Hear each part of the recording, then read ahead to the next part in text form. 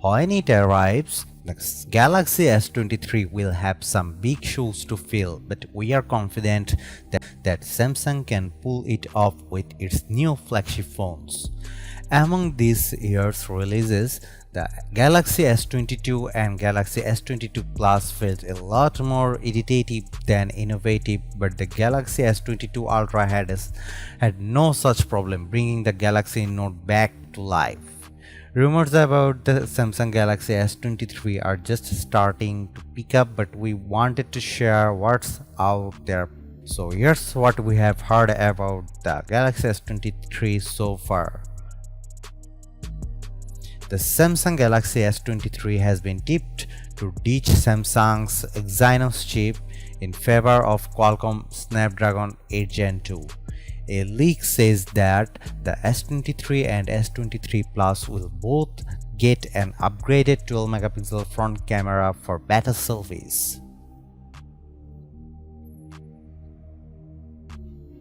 This would fit with Samsung looking for alternative chipsets, even those from MediaTek rather than current partner Qualcomm.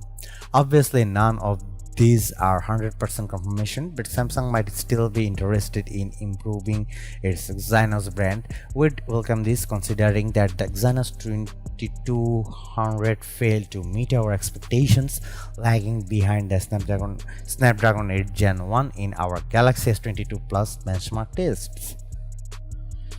The only other thing we have heard is that Samsung might refer to the Galaxy S23 internally as Project Diamond. Previously, some thought this code name instead referred to a third foldable, but that's apparently not the case according to DSCC analysis Ross Young. There's a long time for Samsung to finalize some Galaxy S23 details, so here's what we are hoping to see. A post from famed Samsung leaker Ice Universe on Twitter claims that the Galaxy S23 Ultra will have a whopping 200 megapixel main camera, a holdover rumor from the earlier days of S22 speculation. This camera will supposedly be optimized for several years.